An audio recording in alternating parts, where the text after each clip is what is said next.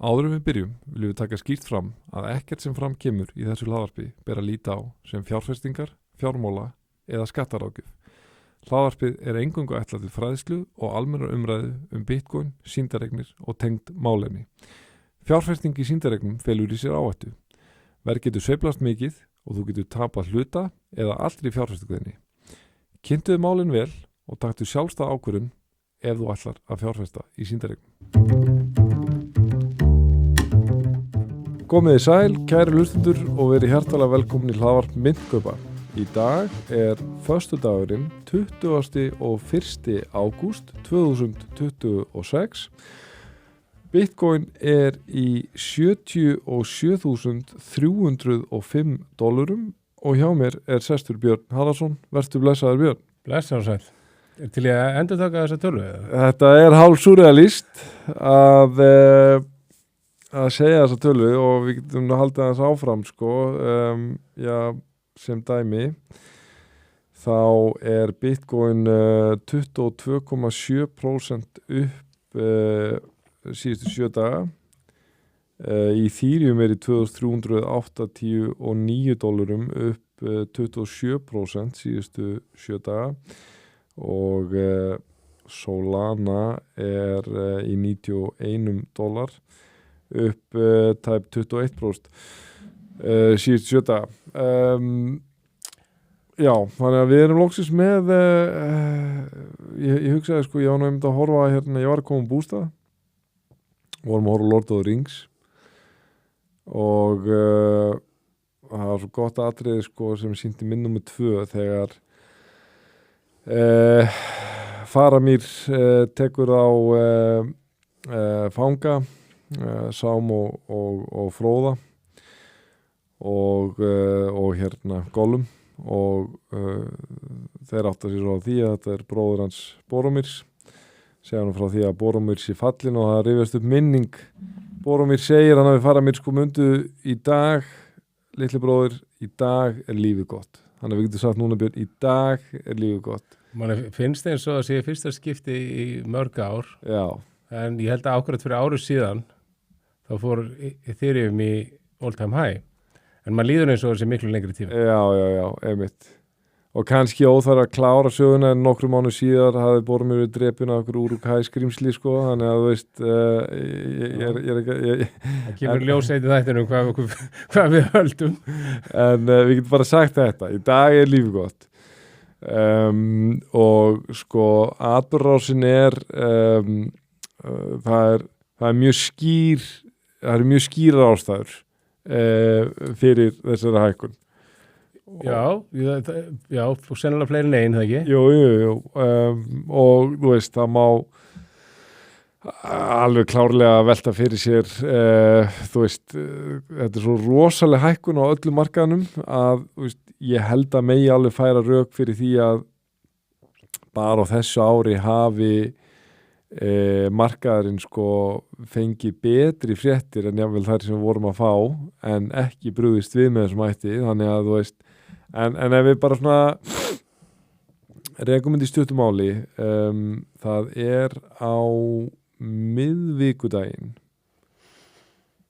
Já það er ekki á þriðjudaginn það er á miðvikudaginn ég man eftir því, ég var ekki mikið að fylgjast með svona en samt eitthvað en svo sé ég allt í einu bara að þetta byrjaði eitthvað að hækka 65, 66.000 svo er þetta farið yfir 67 og ég er svona að þess er eitthvað að frétta hérna og þá kemur sér stóra fréttin er svo að fjármálaráðuneyti Bandaríkjanna tilkynnir að ríkissjóður ætli að kaupa tvöfalt meira, tvöfalt aggressívar gömul ríkisskuldabréf á markaðnum treasury buybacks og 30 ára og þessir löngu Já, að kaupa þessi gömlu skuldabréf, kaupa þau tvöfalt hraðar af hverju skiptir þetta máli þetta er ekki kannski alveg sambarlegt og svona QE aðgerð eða hérna svona magnmundin íhlutun sem spýtir peningum í umferð en einhverjir segja þó að óbeint hafa þetta sömu áhrif. Það sem gerist beint í kjölfara þessu er að ávöxtunarkrafa á ríkislöfbréf Bandaríkjunum, sérstaklega held ég þessi 30 ára ríkislöfbréf, að hún lækkar alveg töluvert og dollarin veikist. Já, hún var í 5,3 sko. Já, hún komin í alveg bara, hún orðin gríðalega há og þetta lækkar hana töluvert mikið ef þú ert með tölun á því hvað hún er núna. Ég held hún sé 5,1 sko. Já, ég held hún að fara undir 5 en það skiptir ekki öllu máli, það er bara að skilja þetta að ávöxtunarkrafan lækkar, dollarin veikist og allir markaðir hækka aðeins. Hlutabréfamarkaðurinn allar hreyfðist. Já, hann hreyfðist aðeins við fréttinar en svo til dæmis bara held í daginn eftir lækkaði hann eitthvað sko. En kryptó tekur svona rosalega mikið við sér og svo gerist það að hvalir margir hverjir á þessum á þessum sko leveraged markaði voru búin að vera með mjög gýraðar sjóstöður. Já. Veðja mjög aggressíft á það að markaðan væri að fara niður. Það liquidatast fyrst kom talan að hefði liquidatast $miljardur í sjóstöðum. Já, það liquidatast $miljardur í sjóstöðum 1 klukkutíma. Já, einmitt, sem er bara eitthvað með því meira sem hefur gerst sko á svona stuttum tíma. Sko, þetta er mesta liquidation þá heildin, sko, þú kemur inn á það eftir svona meiri tölur, síðan 10. október umtalaði. Já, þá er alltaf liquidata, longs að liquidatast. Já, og þetta er sko í dollartölum stærsta liquidation á kryptomarkaði í shorts. Já, einmitt. Og og svo yfir 24 klukkutíma var þetta $3,1 milljarður sem liquidatast. Kannski ekki endilega hárnákvæm tala en það er alltaf talan sem verið að birta núna, ætti að vera sæmilega nákvæm. Og fyrir þá sem að, já, þú getur kannski útskýrt það, fyrir þá sem að þekkja þetta ekki nægilega vel þegar það kemur þetta svo kallar margin call þegar það fer niður fyrir, þá þarftu að kaupa það ekki? Jú, þegar sko margin call er reyndar bara, það er viðvörunin sko, en það er liquidationið, margin call segir þú ert að liquidatast, ég myndi bæta stöðuna ef ég verður þú, eða lokinni, en þegar, þetta gerst náttúrulega hratt í kryptó, að þegar það fer yfir svo liquidation þröskuldin, þá, ef þú ert long, þá sjálfkrafa seluru og eigur þar með sölupressuna, þegar þú short þá sjálfkrafa kaupuru. Já, og þess vegna fer verðið svona hratt upp. Já, og þess vegna tökum við bara stökk bara, á einhverjum sekúndum í raun og veru úr, mér langar að segja að það verið 66, 67 kannski alveg í sko tæplega 70 og þá var maður svona bara wow en þá hugsa maður svona ok, ég meina jú, einhverjar flottar makrofréttir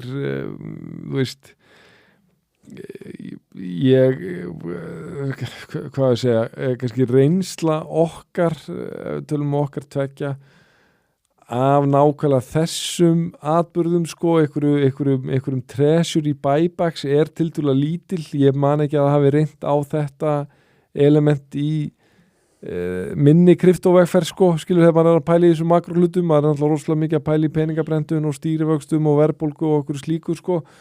Þannig að mögulega er þetta stærra en ég átta mig á sko, en að minnstakosti þá fannst mér alveg freka líklegt þannig að við myndum síga eitthvað niður aftur, daginn eftir og svo bara bæði dagurinn eftir og dagurinn í dag, þriðji dagurinn núna hefur það bara alls ekki gerst, ég meina frá því að þetta nærilega þessum tímamunda toppi eftir þetta short squeeze þá er Bitcoin upp meirinn 10% sko.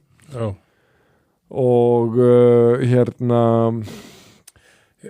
sko þannig að þú veist og þá þarf maður að fylla í að það voru fleiri hluti sem gerðust. Trump talar.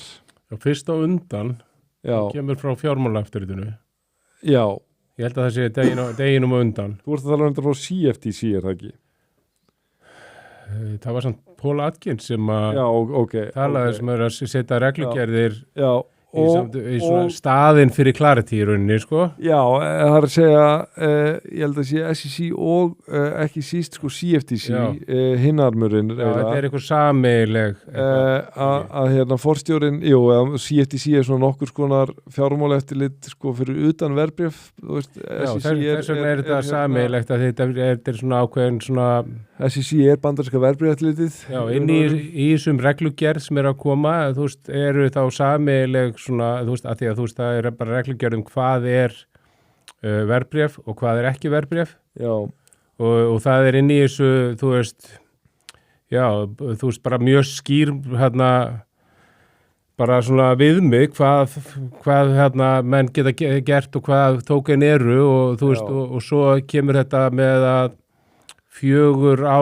fólk, þú veist, verkefnið, þú veist, segjum að við bara búum til verkefni í Bandaríkjunum og við höfum 4 ár til að uppfylla einhver ákveðin skilyrði til að vera hérna dreifstýrð. Einmitt. Þannig að það er mjög þetta er eitthvað sem að Hester Peirce hjá fjármálaeftirlitinu hefur verið svona kallað eftir í mörg ár. Það gekk auðvitað ekkert í tíð Gary Gensler, sko. Einmitt. Þannig að þú veist, það var svolítið merkilegt, sko, að því að þeir ætluðu að hafa fundum þetta á föstudaginn síðasta. Hann var síðan kanselaður á þess að var sagt neitt, sko. Hluta til var það því að Trump var búin að bóða eitthvað fund, sko. En svo bara allt í einu var þessi fundur. Þeir segja þannig og margar breyst mjög við því. Þeir segja umverulega við höfum ákveðnar heimildir til þess að setja reglur í þeim tilgangi að skerpa á skýrleika kryptómarkaðarins og að því marki sem við höfum þessar heimildir þá ætlum við að nýta okkur þær og vera ekki lengur að bíða eftir Clarity-akt. Auðvitað er það þannig náttúrulega að hérna lagasetningar og vald stjórnvalda ef svo má að orði komast en það er viðurkennt að löggjafinn framselur ákveðnum stjórnvöldum einhverjar heimildir til að setja reglur.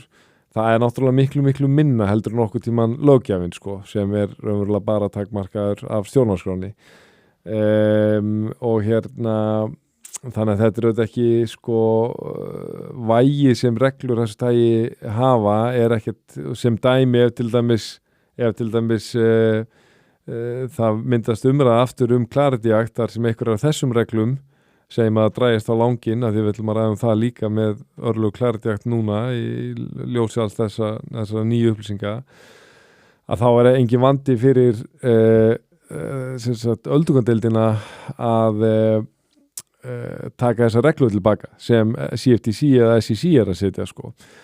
En allavega, markarinn bregst vel við þetta og markarinn bregst líka mjög vel við hvað Trump var afdráttarlaus. Ég hlustaði nú á hann, mér fannst það svolítið komískt sko að því að hann talar þetta, já við erum búin að gera svo frábæra hluti fyrir kryptómarkaðinn og við losum okkur við Gary Gensler og við sögum bara get the hell out of here og svo hérna erum við komið Paul Atkins sem er miklu betri og svona leit, er hann ekki miklu betri þú veist og hann er klár líka sko og hérna það er nú einn munur á honum og Gary Gensler sko. Paul Atkins er actually klár sko. En svo segir hann sem ég hló nú pínu að sko. Þá segir hann eitthvað, já við erum búin að aflétta öllu þessu stríði sem var háð á hendur kryptó af fyrir ríkisstjórn og við erum búin að taka út þetta svokallega Operation Choke Point og the crypto market's been really booming og ég mista því ég mista því líka sko ég mista því líka en hérna en hann er alltaf booming akkurat núna í dag svo sagði hann, svo komum við með Genius Act og ég skýrði það eftir sjálfum mér hann er og svo í hana því að Bandaríkin myndu kaupa aggressíft Bitcoin. Já, og þú veist, ég veit ekki, hann segir þetta bara sem hann dettur í að segja. Ég er alveg orðin þar, sko. Ég ætla ekki að segja takki ekkert marka á þessu, en ég deili þessu alveg hæglega með 10 í dag. Ég deildi kannski með 2 áður fyrr.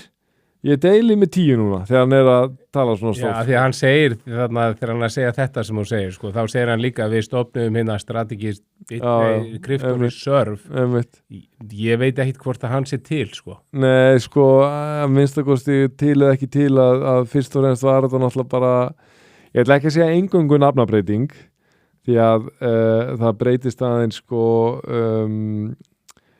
þegar þú breytir sko einhverju sem bara eign ríkisins og sko gerir það að svona strategic reserve og þá gilda aðra reglur hvernig þú mátt selja til dæmis.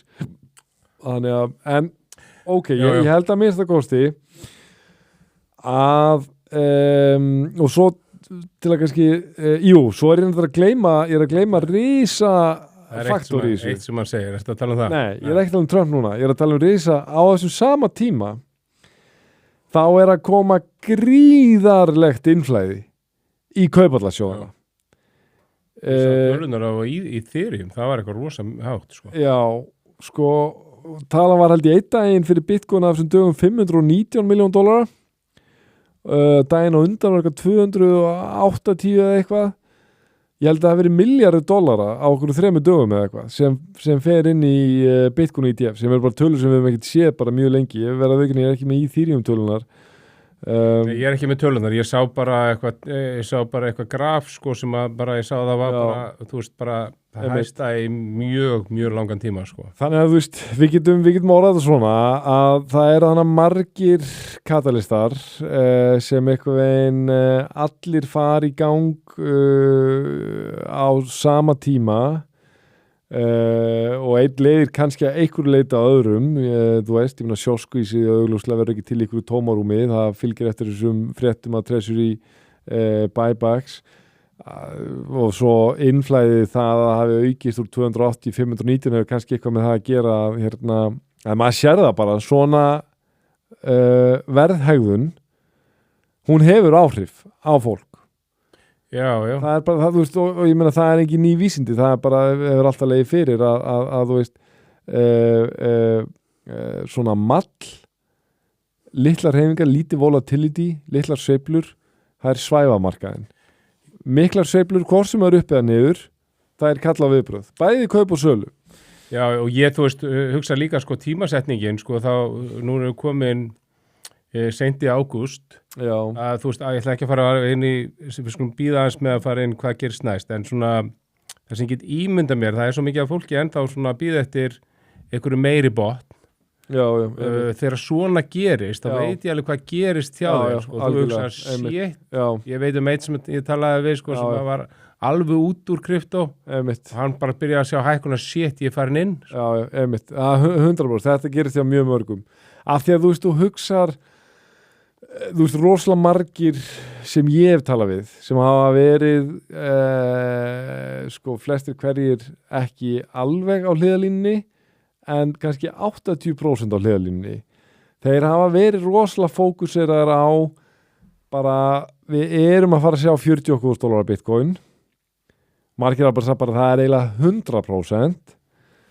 Og sömmen hafa sagt og þar að telja alveg svona 10% líkur að við sjáum undir $40,000 Bitcoin og sömmen hafa fullir bara en það er bara alveg 110% að þetta mun fara undir 60, þannig að þú veist margir að vera með svona einhvern planið ég ætla að byrja að kaupa norðan við 50k, kannski 55k byrja að kaupa þess þar svo undir 50 þá ætla ég virkilega að fara að deploya stakknum inn og ef þetta fer undir 40 ætla ég að líta það bara sem döða færi, svo er það alltaf önnur hlið sem við rættum er að eitt er að setja upp svona plan, annað er svo þegar það gerist og þá er alltaf allt narratífi bara allt er að fara í skrúna til fjandans forever sko, þá er ekki allir sem hafa eitthvað skapgerinn í að fylgja þessu plani eftir.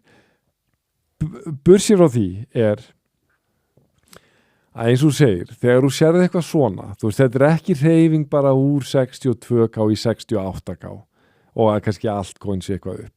Þetta er rosalega aggressív hreyfing. Og maður bara skjóti inn í, þú veist, menna, það er tvennt sem að, þú veist, ég er nú ekki mikill TA maður, teknigreinandi, en sko það hefur komið fram hérna í þættinum að þetta svona í bear market botnin hérna í kringum 200 vikna moving average. Við erum búin að vera þar undir einhver tíma. Já. Þannig að þú veist, já, það þrennt eiginlega sem ég ætla að minnast á, sko, að þarna við förum töluvert upp fyrir 200 vikna sem að þú veist, ef það heldur einhver tíma, ef það lokar vikunni þannig þá, þú veist, þá getur það verið vísbendingum að búlmarkaðurinn sé farin að stað. Við líka fyrsta skipti í þessum bearmarkað, þá var eitthvað svona trendlína, þú veist, sem að við brutum í fyrsta skipti í þessum bearmarkað. Það er líka mjög stórt, sko. Fórum upp fyrir þessa trendlínu og ég held ég sé að fara rétt með að síðan 10.10. Þetta fyrsta skipti sem fer í grít. Herru, ég ætla að nefna það, hvað sá ég? Mér það eiginlega verið að klikkaðast í þessu öllu saman ánálskriðins. Hvað sá ég hérna? Býtu nú við. Já, ég sá hann í 74 mánu. Hann er í 72. Já. Við erum að tala um það að við erum nálægt extreme grít. Já, það tók ekki langan tíma. Nei, þú veist, what the actual F? Þú veist, Já. Mér er það eiginlega verið að klikkaðast í þessu, sko. Og hérna, þú veist, ég er svona aðeins minna in sync við eitthvað einn stemninguna. Ég er búin að vera í bústað í viku, ég er ekki búin að tala mikið við vinnufélagana, myndguðsteimið, en eitthvað lítið og lítið við svona viðskiptavinni sem er oft í einhverjum samskipti við mann, sko. Ég er bara svolítið búin að aðeins svona slökka á mér. En það litla samt þó sem ég er í, sko, að þú veist, ég finn samt bara stemningin, ég finn bara allt í einu fólk sem hefur ekki talað við mig í nokkun tíma og sannarlega ekki kryptó, allt í einu byrja að pinga á mann og bara, herru, þú veist, hvað er að gerast hérna? Og ég veit það ekki, ég er eitthvað eins og hérna, ég vona að ég sé ekki að vera svona pessimistic, sko, en mér finnst þetta geggjað, ég veit ekki nað, sko, mér finnst það var svo gaman að keyra í bæinn og hugsa bara, þú veist, það býður mér ekki en að bara eitthvað þunglindi slaðar, skilur við erum ekki að fara að tala eitthvað skemmtilegt. Mér finnst það geggjað og þetta vona ég sannarlega að þetta sé byrjunin á okkur viðsnúningi, sko, okkur varanlega viðsnúningi. Ég bara, þú veist, eftir svona langt og daburt ár, þá er ég samt svona, ég er aðeins og brotin til að eitthvað veginn segja bara, herru, að maður finnur það er út allt bara lið bara, þú veist, we're so back, skilur bara, þetta er allt að fara á flug, við bara orðið svona overconfident, sko, og ég pínu bara svona, þú veist, ok, ég áttum á það gæti verið að fara að gerast. En þú veist, ég hef líka séð það oftar en sko 20 sinnum að þessi stemning hefur vaknað út allt og hérna svo kemur bara að koma ykkur massív vonbrigði bara og eftir 3 vikur erum við komin í sama verð og vorum í hérna fyrir mánuði, sko. Já, viltu að ég segi svona tilfinninguna mína þessu? We're so back. Hver er tilfinningin? Sko, ég er búin að vera að hugsa þetta svolítið og bara, þú veist, og ég ætla þá bara að segja það sem ég er búin að vera að segja bara í undanförnum þáttum, sko, að þarna, sko, það er nokkru hlutir, ég meina, við sögum örgulega bara jafnvel í síðasta þætti að þarna í rauninni, sko, þú veist, jú, við höfum ekkert verið að bregðast við í ákvæðafréttum lengi, en það sem við vorum að tala um síðasta þætti er að það er svona fullt af bottsignal og eitt af því er auðvitað bara að við erum heldur ekki að bregðast við neikvæðum fréttum. Allt þetta, öll þessi hökk á þessum kölduveskjum, það bættist eitt í viðbót, SafePal, það lag einhverju upplýsingar notendar þeirra líka og gott að vera ekki eitthvað eitt í viðbót. Svo er það Sailorinn sem er búin að vera auðvitað stærsti kaupandinn, keypti seldi Bitcoin 2 vikur í röð, hann gerði þetta ekki núna, hann bara enn einu sinni seldi hlutabréf til að reyna að jafna þetta út þetta stretch. Þannig að þú veist, það virðist heldur ekki vera að þessi neikvæð hlutir hafa áhrif á markaðinn. Þannig að þú veist, það svona jákvæða hlutin, en svo ég þetta líka upptekinn að því að hinga til og það sem við höfum verið að tala hérna, að þú veist, að þá hefur við bara fylgt algjörlega þessum 4 ára hringrás og ef við ættum að halda áfram að fylgja algjörlega þessum 4 ára hringrás, þá erum við að taka eitthvað svona smá upp í ágúst og fara síðan aftur niður og fara þá niður fyrir jafnvel þetta sem að botnin var. Og þá ímyndum við sér, ef það gerist, nú eins og segi, við bara tökum það svo skýrt fram, þetta höfum ekki hugmyndum það. Nei. Það bara getur allt gert í þessu. En segjum svo að þetta verði alltaf, ég alveg hræddur við þetta líka. Já. Og þá þetta þannig að þá hefur þetta skiluru, þú veist, 2-falt verri áhrif en þetta hafði, sem þetta andlega að tala sko, á stemninguna, skilur. Þetta svona, þú veist, það sækjum vinnu og skilur, herru, þú fær hana því miður ekki og leiður svo bara, herru, jú, þú varst enda ráðinn, svo mætir til vinnar, nei, herru, fyrir ekki, við fórum nafnavilt, þú fekst vissulega ekki vinna, þannig að burt með þig, þú kemur í enn meiri bömmir heim þá, sko, heldur en þegar þú fekst fyrst svarið nei, sko, og þetta er svona pínu svipað, ef við förum, þú veist, í þá einmitt, undir 60, undir 50, eitthvað svoleiðis, eftir að eitthvað veginn markaðurinn hélt bara ok, við erum hólpin, verst að baki, þú veist, en já, eins og segir, maður er með þetta hefur gert í sögunni að þú ert með bjarnamarkað og þetta virðist vera sko hönnunin virðist vera svo sálfræðileg og maður getur reynda sagt það alla markaði, hlutabréfamarkaði líka, en sérstaklega með krypto, það er þetta svo íkt og það er svo mikilvægt að vera meðvitar þessa sögu sem hlustandi er að, þú veist, þetta er eins og sé bara sálfræðingar að hann eitthvað líkan, þar sem brjóta allar niður. No joke, skilur, að bara þú veist, við erum alveg að vera búin að brjóta allar bara með að vera bara í ykkur svona látið ástandi marga mánuði, búm, keyrum við upp og svo krass neðar fyrir það en við vorum og þá ertu bara einhvern svona ára allir brotnir og það hefur í sögunni Já, það hefur nú gert sko það hefur oft, má segja reyndar það hefur alltaf gert held ég í þessum bjarnamarkum, alltaf og það er ekki fyrir momentið sko sem bara menn eru algjörlega brotnir að þú veist það hefur verið botnin og ég man eftir 2022 þá voru alveg búin að eiga svona moment, eiga eitthvað rally og eitthvað svona og maður hugsaði ok, það verst að baki við 20k heldur að því að 30k var surrealist talað þá sko, allir hún hafi ekki verið svipið og 60k núna, allir með ekki segja það skiluru, þú veist, manni fannst það frekar brútal að fara undir 60 í þessu markaði, 30 var svo talað svolítið 2022 en maður hugsaði bara að ég meina 20k ekki séns svo bara, þú veist, ferð undir 30 og virðist alveg vera að síga í 20 tekur alveg bán svo og maður er svo okkar að þú veist, vestra baki þetta er bara allt og lágt gengi og þetta er að fara upp og svo bara búm, í frjálst fall niður í 15,5 og ég man bara eftir þessu, þú veist, þegar það fór í 15,5 þá var ég bara ok, þá fyrst að ég hef ekki hugmyndum hvað er að fara að gerast þú veist, er þetta að fara í 3K eða eitthvað ég veit það ekki, ég bara, skilur þú veist, það var allt confidence farið og það endaði að vera botnin. Og það getur gerst svona hratt eins og núna, þú veist, nú verða allir rosa bjarsinir og það longs á kryptomarkaðunum munu aukast, svo gerist eitthvað og þá kerir þetta niður. Auðvitað höfum við talað hérna að þetta ætti kannski að vera einhvern veginn öðruvísi og það kauphallarsjóðir komnir inn í þetta og svo framvegis.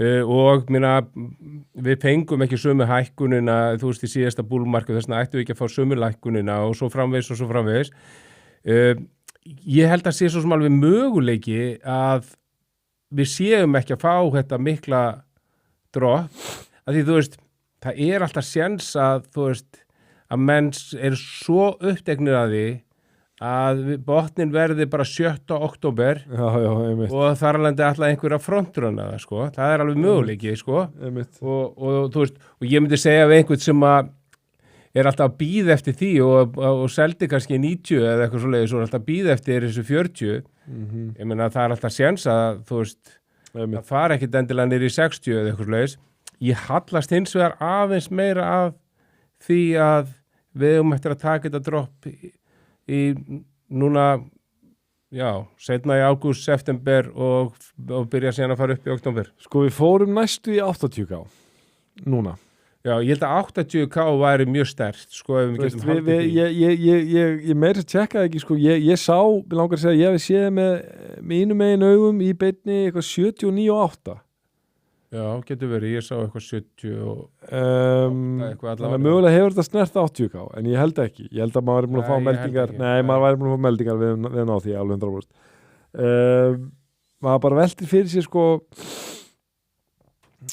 þú veist, á hvaða tímabúndi getur maður sagt bara ok, það er komið algjörlega nýr kafli og þetta ruglir að baki. Augljóslega getur maður ekki sagt það núna. Þetta er, þú veist, það hefur umvel ekkert gerst nema ok, einhverja jákvæða makrófréttir og ég meina og hvað, einhverju góður innflæðisdagar í kaupallasjóðana, bara flott sko, en ég meina þú veist, þeir eru bara sveiflast upp og niður skiluru, þú veist, innflæði útflæði og hérna við vorum að sjá mjög mikið útflæði á undan því og hérna og svo þetta að þú veist, Trump er með einhverjar yfirlýsingar, þú veist, ég veit ekki hvað gerði sem breytti því að maður tekur þeim með fyrirvara og svo það jú að hérna forstjórar þessara eftirlitsaðila er að tala að þeir ætla að beita sér fyrir að setja einhverja skýra regl. Ég meina, þú veist, eina sem ég múin að gleyma nefni er að sko að tala af þessum aðilum eins og það mætti bara reikna með að Clarity Act yrði að lögum. Þess að bara við ætlum að ná þessu gegnina þegar þingið tekur saman á ný, öldungadeildin og við erum að horfa hérna á 15. september. En maður sér að veðmálamarkaðir þeir eru að rokka með þetta eitthvað í 19-25%. Já, ég kafaði aðeins í þetta fyrir þáttinn og það er rosalega svona mismunandi algjörlega svona bara í algjöru þversög sem maður heyrir að núti. Brian Armstrong kom í viðtal og sagði þetta er bara að fara að gerast. Já, einmitt.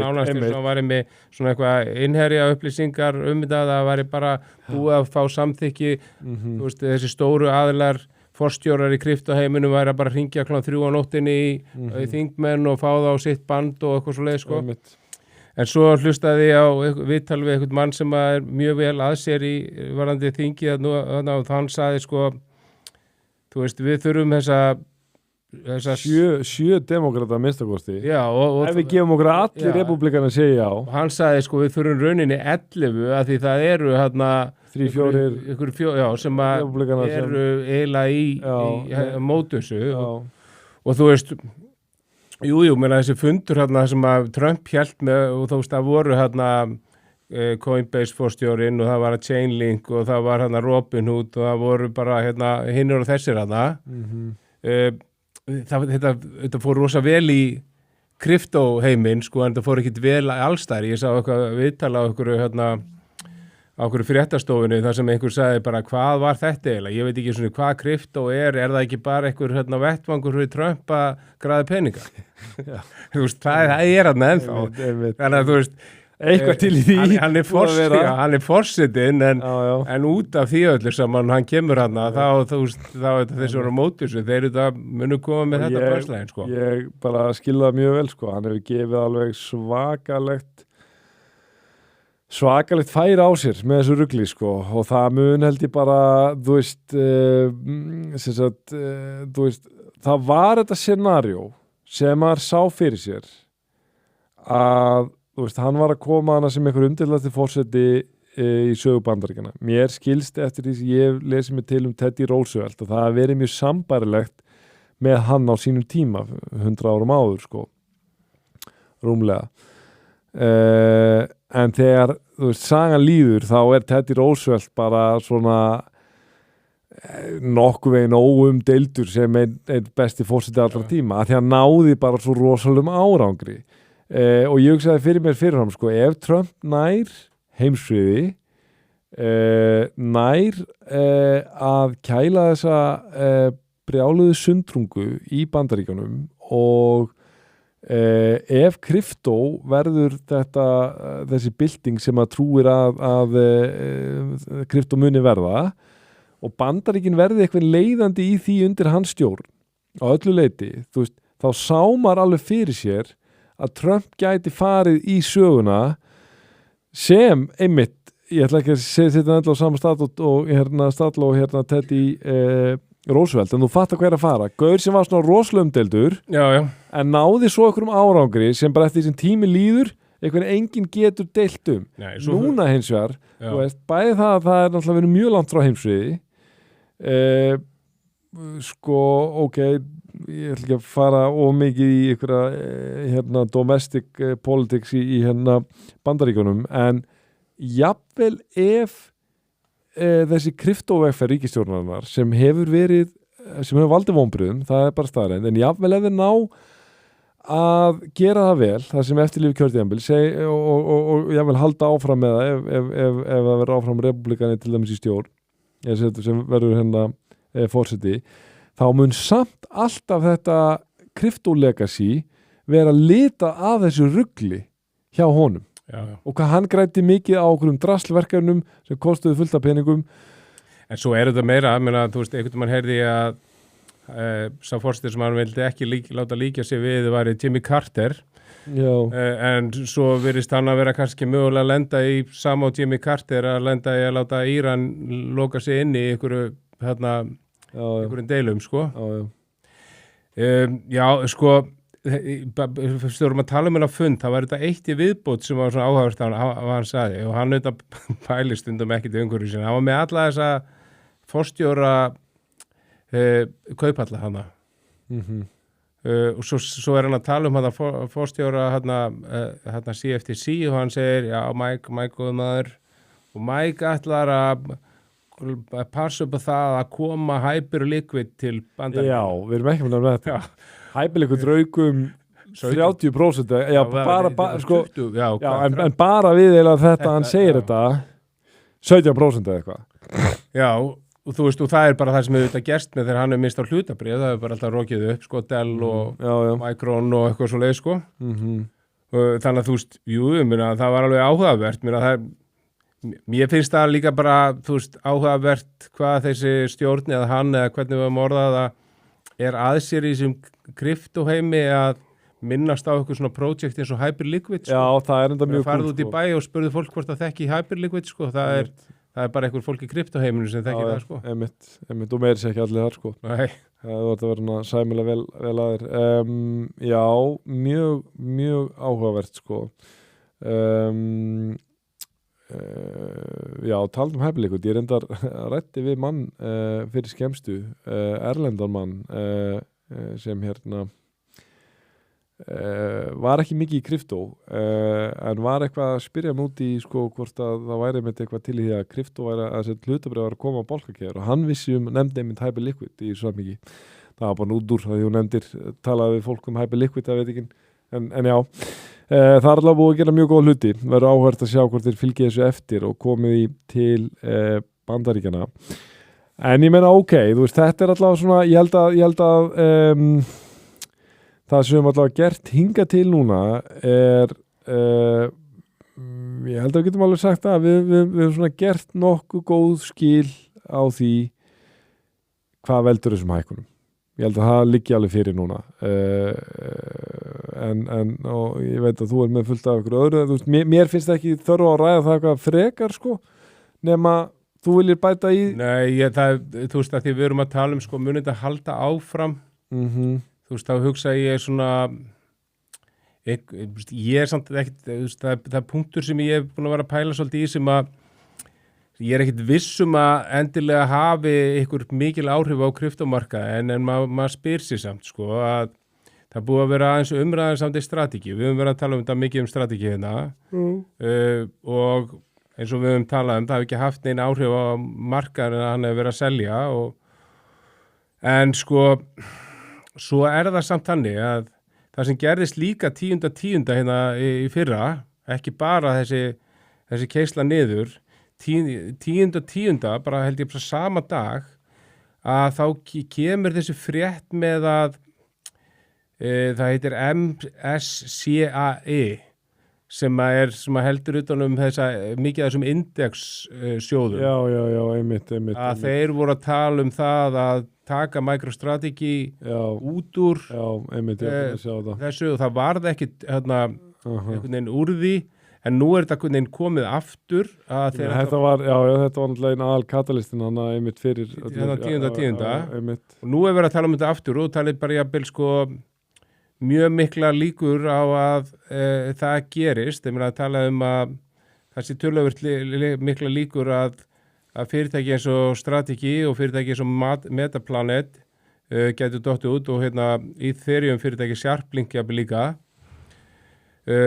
þó að þú veist Seiloren þú veist segja þetta sé rauninni fyrirtæki sem að búa til eitthvað svona þú veist vörur með þessu stretch og því allir saman sko hann samt svaraði þessu rosalega furðulega sko með því að segja sko við þurfum ekkit á hérna þessum indexum halda meðan það er ekkit langt síðan hann bara gerði allt til að komast inn í S&P og þú veist, þetta getur haft tölvöld mikið áhrif, ég man ekki hvort það var JP Morgan sem að var að spá því að ef þetta gerist þá þurfa þessir indexar að selja sem að þeir áætla 2,4 miljardar af MicroStrategy hlutabrifum. Já. Þú veist, það er innan við 10% af verðmiðanum en það er samt, þú veist. 2,4 miljardar dólarar. Já. Þannig að þú veist, gæti það verið það sem að myndi byrja að setja okkur aftur niður. Ég veit ekki hvort þetta hefur það mikil áhrif, sko. Nei. Gæti það haft áhrif að hann þurfa að selja meiri Bitcoin? Já, þetta gæti alveg verið, þetta er allavega klálega eitthvað katalisti til að vera meðvitaður sko, ekki spurning, ekki nokkuð spurning, sérstaklega einmitt ef þetta hefði svona keðjuverkandi áhrif sko. Gengi lækkar fyrirfram, þannig að nú segir þessi 10% en ef það lækkar hérna 50% fram að þessu sem sagt, fjárfestar er að búa sig undir skellina, þá alltaf er þetta ekki lengur 10%, heldur 20% og 20% að það geti þýtt að enn meiri þörfa á að selja Bitcoin og þetta hefur svona snjóbolt áhrif, getur haft. Getur haft. En svo langar mér hendin bara svona smá jákvæðu að við nú talaðum ykkur svona þekkta fjárfesta hérna, Paul Tudor Jones er þeirra. Hann byrjaði held ég haustu 2024 að selja af Bitcoinu sinu, seldi allt árið 2025 en byrjaði, seldi allt árið, seldi ekki allt, en byrjaði núna að kaupa aftur. Og hann er nú talinn að vera með svolítið puttan á púlsinum. Já, ég meina, ef menn vilja lesa ykkur út úr því, ég man alltaf bara, hann kemur inn þannig í mæ 2020, ég mun aldrei, ég veist ekkert hverju sem það var, ég man bara daginn sem myndkum fer í lofti, þá er það alls réttir að Paul Tudor Jones hafi sett $50 million í Bitcoin hérna fyrir hönd vogunarsjóðsins. Já. Og þetta var það sko. Og hérna, þannig eftir það hef ég alltaf vitað hverju sem maður er, svo ég aðeins horta á okkur viðtöluðan og hann svona einmitt kemur vel fyrir, bara svona, alveg svona ákveð þegar sem maður myndi ímynda sér eitthvað svona bara old school Wall Street gaur sko, en ekki samt svona, hann virkar ekki svona dirty típan, skiluru hérna, þú veist, hann virkar á maður svona sem gaur með integrity sko, hvort hann er með það sko. þú veist, ég veist það líka bara röddinn hans og hvernig hann talar sko. Hann er með svona Amerikan karisma svolítið. En bottom line í þessu er bara það er bara gaman að fara eitthvað upp og þú veist, og eitt af því sem að við höfum svo sem oft sagt að þú veist, þó að það sé alveg tölulega líkur að við tökum eitthvað legg niður, menn að þá er svo sem alltaf möguleiki að það er alltaf spurning hvað við förum mikið upp áður við færum þá niður sko. En það eins og við talaðum það, þú veist, það er endalaust af fólki sem að hefur biðið endalaust eftir þessu botni og svo bara kaupir fólki í 90 sko. Eða 100 eða 125. Nei, það er svona nú bara þú veist, það er bara eins og ég hef nú sagt oft í þessu þætti sko að þeim sem enga pening að þeim sem er bara vegna best í þessu, það eru bara þeir sem eru bara með þessa samfellu sko, er ekki að kaupa fyrir of mikið en gera það reglulega. Já, kaupa bara hverju mánudegi. Já, þú veist. Já, föstudegi. Já, ég myndi ekki nenna, sko, ef þú fann að gera eitthvað vikulega, þú veist, bara færa útborga og þú setur einhvern pening, skilur. Það er, þú veist, þeir líta á til langtíma sparnað. Það er hingað til þeim sem er vegna best. veist, það en ekki bara það heldur sko þá það líka fólki sem þegar maður kynnist í það virðist vera fólki sem svona minnst að pæla í þessu sko, sem myndi ég halda eiginlega ætti að vera smá markmið líka sko. Já, við höfum alveg séð það í kringum okkur að við höfum séð marga sem hafa gengið vel í þessu sem að fylgjast ekki með verðinu og eiga þetta bara það eiginlega bara, ég ætti að nefna bara 10 sem ég þekki sem topp 10 sem hefur gengið best í krypto, það bara fólk sem veit eða ekkert krypto, sko, skilur það bara kom nógu snemm inn í þetta og ekkert að pæla í þessu já, og ekki með panik og náttúrulega Bitcoin heavy, sko þú veist, þú kemst til, þú hefur ekki komist upp með þetta með margar myndir, sko, þessa taktík nema þú komst upp með Bitcoin Ethereum Solana, þú veist, Solana bara ekki það gamalt Doge örglega, þú búin að vera nógu lengi það outperformað alltaf í market allavega, sko en flest annað þú ert að hafa verið ansi snemm í því, sko, til að þetta hafi borgað sig, sko og þá hefði það borgað sig miklu frekar að vera bara í Bitcoin, sko því að, þú veist en já ég bara nokkuð sáttur, sko já, ég ákvað að fara í Herru, ekki úrvastöldin að byrja í kvöld? Jú. Liverpool að spila? Nei, Arsenal Coventry. Já, þeir byrja bara einuleik. Já. Liverpool á sundaginn. Newcastle. United að spila við Hull. Já. Ok. Og hvernig, hann var reikin eða ekki slott? Jú.